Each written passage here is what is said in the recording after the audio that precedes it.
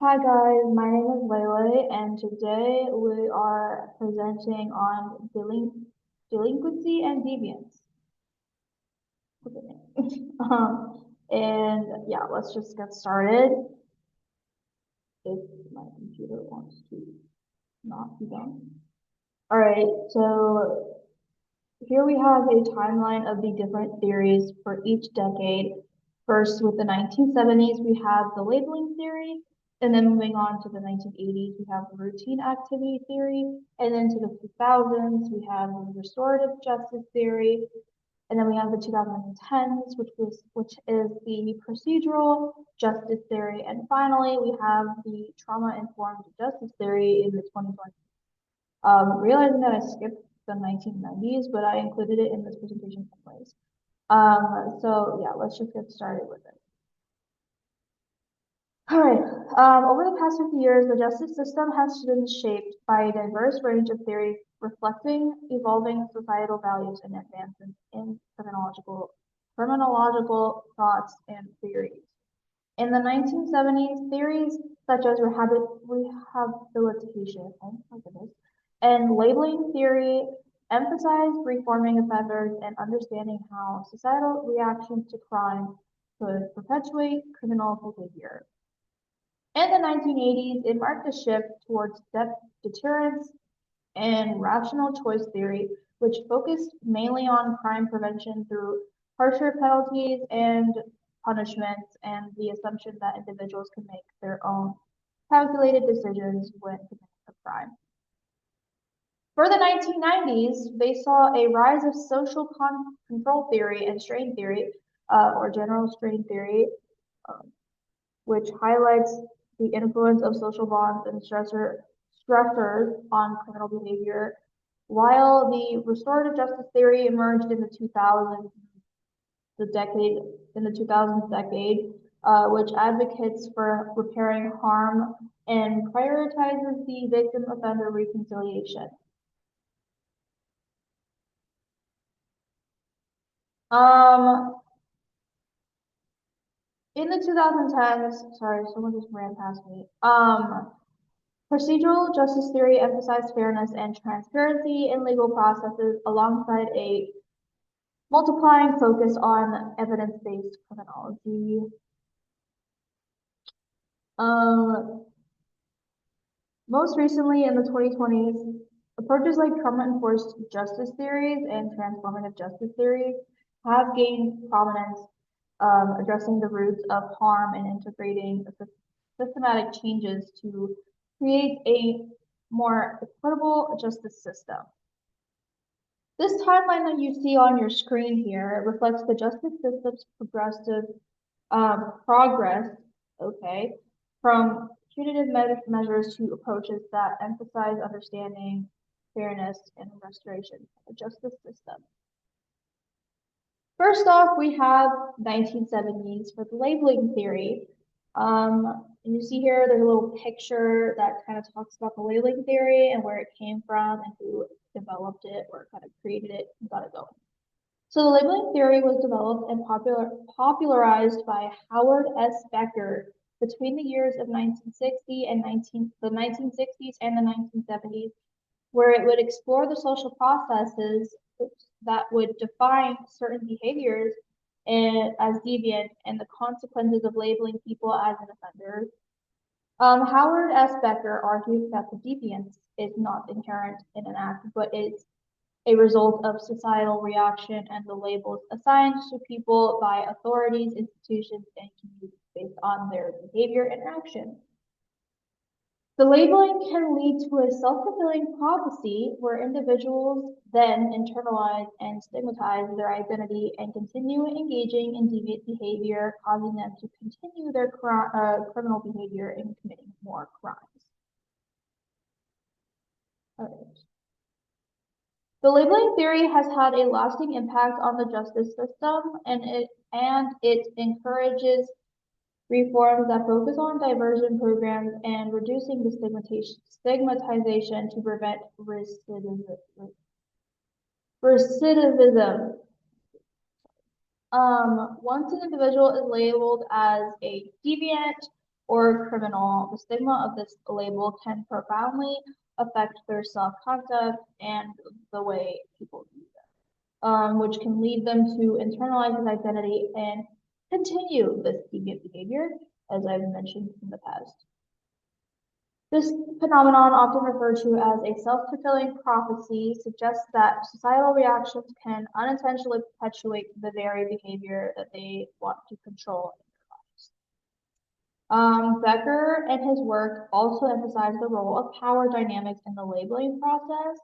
He also noted that those in positions of authority, such as law enforcement, so police officers, first responders, emergency responders, and judicial systems, they often label marginalized groups a bit more harsh, which reinforces the social inequalities for people. Labeling theory has had a significant impact on the justice system, particularly with the juvenile system and correction system, where the diversion programs aim to prevent the people who commit crimes or just look like the type of people that would commit crimes from being labeled as offenders, if that makes sense. By reducing the stigmatization and focusing on rehab, these programs will seek to interrupt the cycle of deviance and deviant behavior with people, offering a more humane and effective approach to justice overall.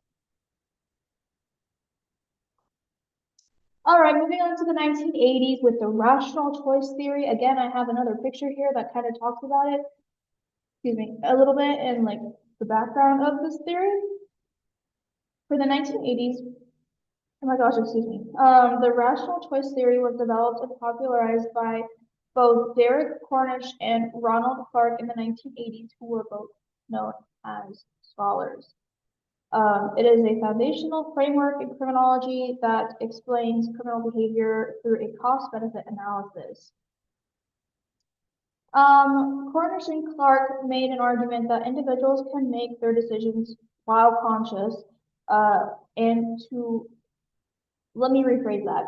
Cornish and Clark has argued that people can still be conscious to make decisions in order to commit crimes based on their perceived rewards and risks that are involved.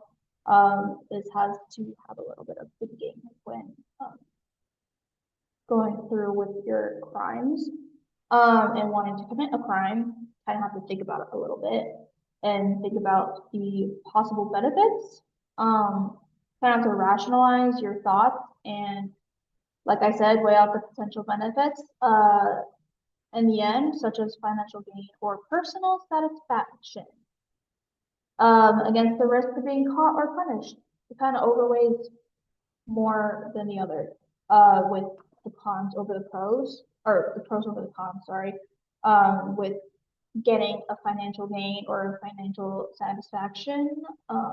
For example, robbing a bank, you get money out of it, but you don't really think about the negative outcomes of this situation. That's just one example. The rational choice theory provides a lens through which can help understand crime, emphasizing that criminal behavior is purposeful and aimed towards achieving specific goals rather than just acting on a rampage and not really having an irrational thought or just acting out irrationally and being driven by external forces and influences around them. Cornish and Clark's work has also shown the concept of situational crime prevention, which can focus on reducing opportunities for crime by altering the environment to make criminal acts less attractive or more difficult to commit. It's kind of like this situation where it's like out of sight, out of mind. The more we make crimes more difficult to commit and we just put it to the side, and like the more people stop committing crimes, the better the community will be, and it just doesn't look too attractive to people to commit a crime. Like it just doesn't seem appealing to them at all. This can include strategies such as increasing the surveillance and making more security footage or like cameras and putting cameras everywhere to prevent crimes from happening, improving the lighting in public areas to prevent kidnapping, and designing products to become theft resistant or just makes it harder for someone to steal something a lot easier. Like it just doesn't make it easier for them to steal something. All right. Although critics may argue that it oversimplifies human behavior by neglecting social and emotional factors, this theory remains a cornerstone in understanding and preventing crime from happening in general. By framing criminal acts as calculated choices, Cornish and Clark's work has moved the way or paved the way for effective and evidence-based strategies to reduce crime in general areas and making neighborhoods and communities a lot safer to live in. Next, we have the 1990s, the one that I skipped in the timeline, but I promise you I did do this with the 1990s. We have the general strain theory, otherwise known as GST. It was developed by criminologist Robert Agnew, I think that's in the early 1990s, where it offers a comprehensive explanation of how stress and negative experiences tend to contribute to criminal behavior. And an example would be like if someone cheated on you, you know, like a hardcore cheater, and you go on a rampage and you just kill the wife or husband or whatever person cheated on the person, that went mad. So like negative experiences like cheating or similar experiences to that can tend to make someone go mad and commit a crime. Not necessarily murder, but just like maybe they'll just go on a rampage and like kidnap someone, or you know what I'm trying to get across. Like they'll try to commit a nefarious crime, so to speak. Or they'll just go mad mentally and be put in a insane asylum. Building upon the foundation of classic strain theory, this was introduced by Robert Merton, and it focused on societal pressures to achieve culturally defined goals, whereas Agnew expanded the concept to address a wider range of stressors. The general strain theory pitches that a crime can result from three different sources of strain, which include the failure to achieve value goals, the loss of positively valued stimuli, such as a relationship or a job, like I said, being cheated on, being dumped, breaking up with someone, ET losing your job, and the presence of a negative stimuli like physical abuse or conflict within a relationship. It doesn't really have to be romantic. It could be friendship, work, personal. I don't really like all of those fit in that same category. Agnew argued that these strains generate negative emotions such as anger, frustration, becoming upset, or becoming depressed, which can lead to people engaging in criminal behavior, whether it is to cope or retaliate when legitimate means of resolution are unavailable or ineffective for them. Like I said, if someone wants to go on a rampage after being dumped, cheated on, losing their job, being dumped by a friend, or just like dumping a really long relationship, for example, a 21-year friendship, if you decide to go insane because someone decides to dump your friendship of that long, sorry, I can't do this right now. Then someone could easily take that into perspective and go insane and commit a crime because of that or a negative experience. The general strain theory has had a profound impact on criminology and policymaking, shifting the focus towards addressing underlying stressors and providing resources for at-risk individuals who need the help and know that they're going to be super pissed. And they also acknowledge the fact that they need help and are looking for something to help them cope positively other than negatively, because that would not be good spending your life in jail. It has also informed interventions aimed at reducing crimes by fostering resilience, improving social support networks, and addressing systematic sources of strain such as poverty and discrimination. I know a lot of the times that therapy helps, especially if you know you're going mad and you want to take your anger out on something, but you want professional advice. Agnew's work has solidified the general strain theory as a cornerstone of contemporary criminological theory in the justice system. Moving on to the 2000s, we have the restorative justice system, and it was developed and supported by Howard Zerr, which represents a transformative approach to justice that prioritizes someone's healing, accountability, and community involvement over punitive measures. In his community, Zerr is often known as the father of restorative justice, and he has articulated the core principles of this theory in his book, which is called Changing Lenses, A New Focus for Crime and Justice. He tends to argue that traditional justice systems focuses mainly on punishment and retribution, which often neglects the needs of victims and fails to address the root causes of harm in general. The restorative justice theory shifts the focus to repair relationships, addresses the harm caused by crime, and fosters the accountability from the offender as well when he or she committed the crime. Central to this approach is the active participation of all stakeholders, which include victims, the people that committed the crime, so often known as the offenders, and community members or bystanders in a process that seeks to acknowledge the harm, determine the restitution or punishment, as well as promote healing for both parties. So the offenders don't commit them again if they go through this healing process afterwards. Zerr, I think that's how you say it, his work emphasizes that crime is not a violation of the law, but it is a breach of relationships and trust within a community. People just don't go off on a random spree of committing crimes. There just has to be a reason as to why someone would commit a crime, which again could be based on a negative experience or just something that caused them to want to go mad and create violence. Restorative practices such as victim-offender mediation, peace circles, and community conferencing aims to empower the victims by giving them a voice to advocate for themselves while encouraging offenders to take responsibility for their actions.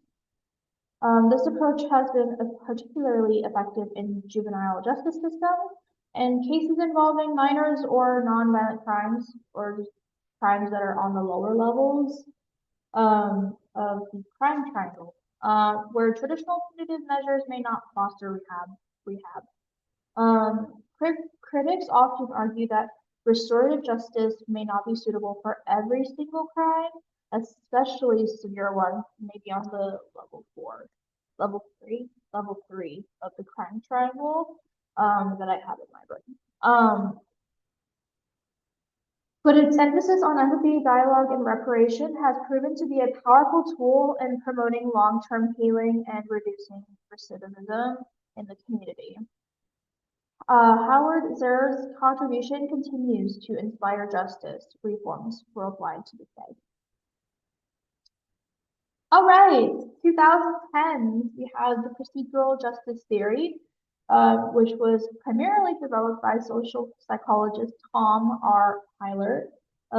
This theory mainly emphasizes the importance of fairness, transparency, and respect in the legal process, suggesting that people's perceptions of fairness in legal procedures significantly influence their compliance with the law and their trust in authorities. Tyler's work in the late 20th century, especially in his book, Why People Obey the Law, introduced the Oh, pause this. Oh, uh-oh. Oh, how the heck do I?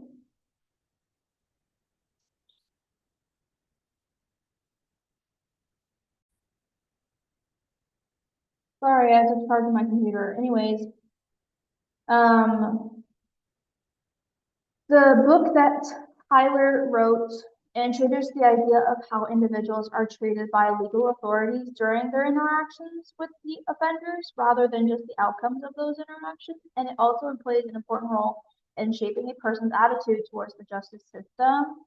And it's also based on their experiences with the justice system and law enforcement.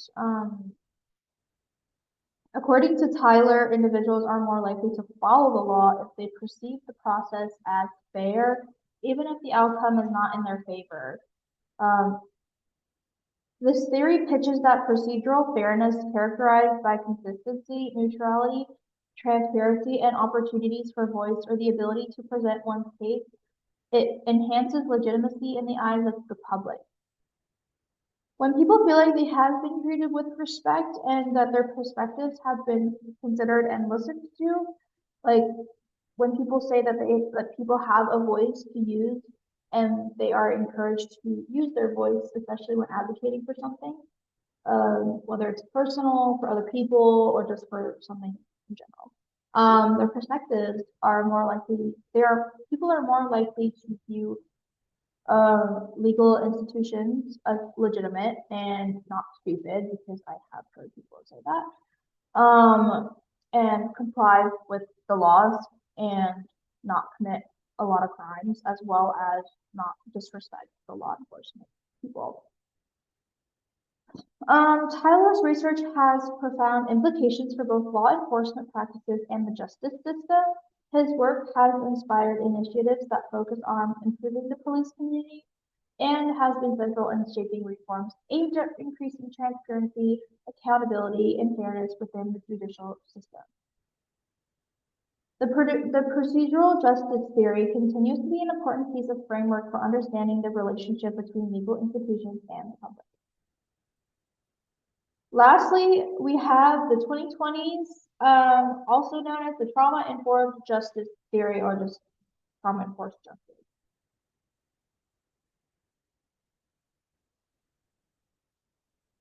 Okay. The trauma-informed justice theory was developed to emphasize the importance of understanding and addressing the impact of trauma for both the victims and the offenders within the justice system. It's not just the one-sided, it's not just the victims that we need to feel sorry for, especially if they were wrong, especially if the offenders are wrongly convicted. Which is why this theory, or just the system in general, was created. This approach acknowledges that many individuals involved in the justice system, whether it's as an offender, a victim, or a witness, has experienced trauma or significant amount of trauma, such as abuse, violence, or neglect, which can affect their behavior and interactions with the legal system and law enforcement people. One of the important contributors who helped develop the theory, her name is Stephanie Covington, excuse me, who is a leading advocate for integrating trauma-informed care into criminal justice practices. Her work has focused mainly on the intersection of trauma, mental health, as well as criminal behavior, especially in the context of women and women incarceration. She has also highlighted how untreated trauma can also lead to cycles of criminal behavior, addiction, and re-victimization. For example, if someone has gone through a life full of trauma and has not sought help or has not gone to a place to get help or to get professional help for advice like therapy and psychiatrists, that's going to, it's more likely for a person to commit a crime, because what better way to take their anger out on something or someone when they can commit a crime because they had no one to talk to, they had no one to relate to, and they have no one to talk to about their issues or problems, so they just take it out on people instead of getting the help they need.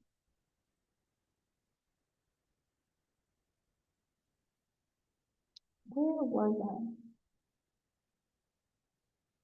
I? Aha. Trauma-enforced justice involves creating environments and procedures that acknowledge the prevalence of trauma, fostering emotional safety, and supporting healing.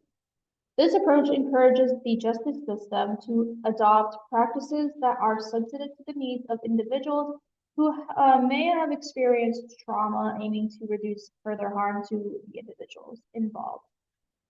It also emphasizes the importance of providing trauma-specific services, like again, like I said before, counseling or support groups for the specific thing. So addiction, maybe for drugs or for alcohol. So like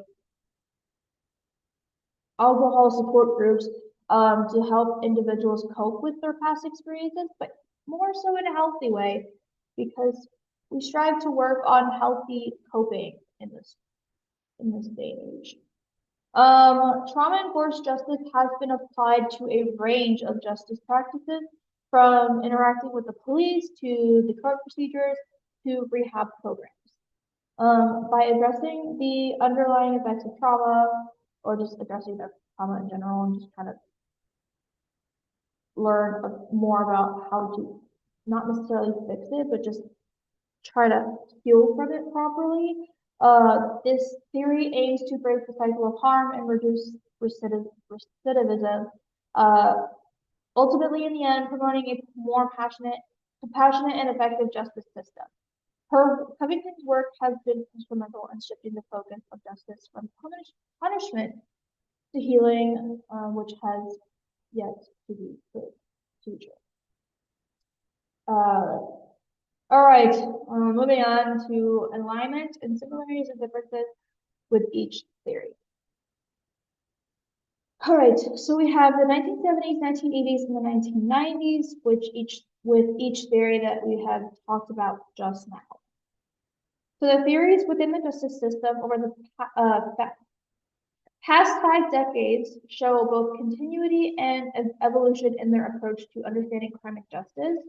One of the key similarities across all decades is the focus on understanding criminal behavior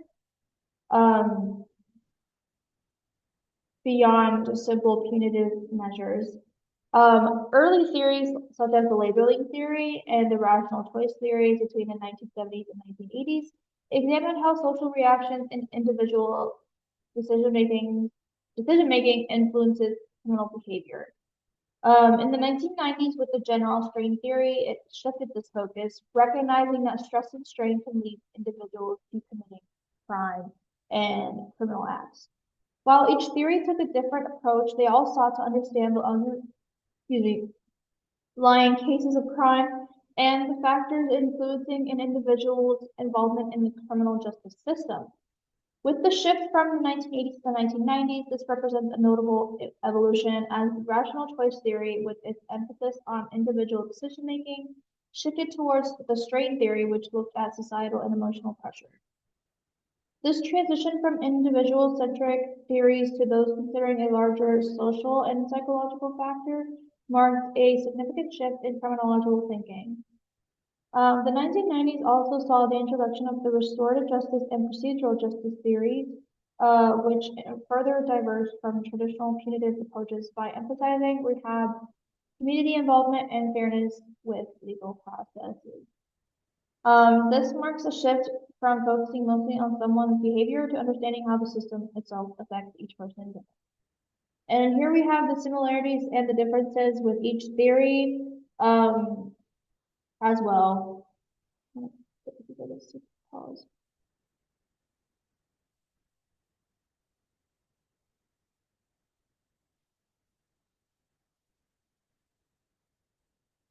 Okay, moving on. So for these theories, we have the restorative justice theory, procedural justice theory, and the trauma-informed justice theory, which with each decade. So with the 2000s and 2010s, There was a growing recognition of the emotional and psychological dimensions of crime with the rise of trauma-informed justice theory. This theory is built on earlier ideas from the past from strain and restorative justice theories, but also adds a focus on the lasting impacts of trauma on behavior and how the justice system should adapt to those needs. The trauma-informed practices and procedural justice theories share a focus on improving the experience of people within the system and rebuilding trust with legal institutions from the past. The progression from one decade to the next shows an increasing move towards rehab and fairness rather than punishment, especially with the rise of restorative justice and trauma-informed justice theories. The focus has shifted from punitive models that dominated early criminology to more holistic approaches that address the root causes of criminal behavior, and they try to work on repairing harm in those communities as well. Each successive decade builds on the insight of previous ones, showing a greater understanding of crime as a complex social issue influenced by a variety of factors beyond simple moral failings or criminal intent. I will also pause.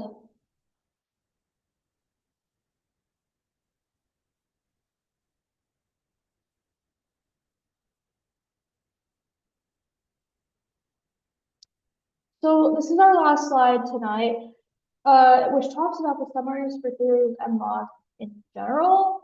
So with the laws and theories that were used in the past, as well as it being used as of today, they are important when it comes to shaping the justice system and their approach to try to understand and addressing the crimes that have surfaced with people committing them all over the world and all over the country. Over the past few decades, criminological theories have been evolved to reflect a better understanding of criminal behavior and the factors that have contributed to this.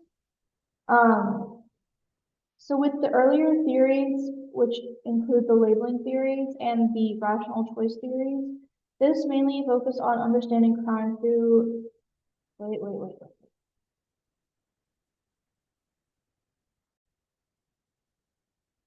Sorry, I thought I copied and pasted from a different slide. That just brain fart, but no, this is not. So anyways, as I was saying, these theories mainly focused on understanding crime through the lens of people making their own decisions, as well as reactions from the society when someone commits a crime, because it does impact the community, making people more scared and frightened for their lives because of this person that went on a rampage. These theories have influenced laws by promoting deterrence and emphasizing the consequences of criminal actions. However, they very much largely ignored emotional, psychological, and social factors, which can also be a reason for people wanting to go on a rampage and commit crime. Modern criminological theories have become more nuanced, which helps focus on the individual choices and broader social, emotional, and psychological factors. There are theories such as the general strain theory, which recognizes that societal pressure and emotional stressors can lead to people committing crimes because they were pressured to do something they didn't want to do, causing them to go crazy. Restorative justice, also from the 1990s, emphasizes repairing harm and restoring relationships rather than focusing solely on punishment.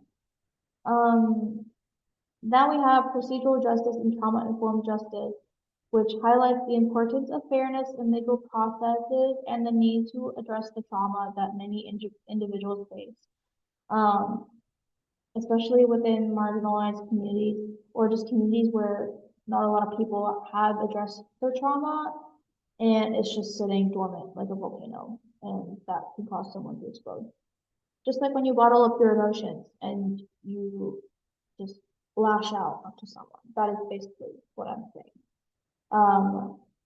It can cause someone to go insane because they bottled up their emotions and their trauma, and because they learned that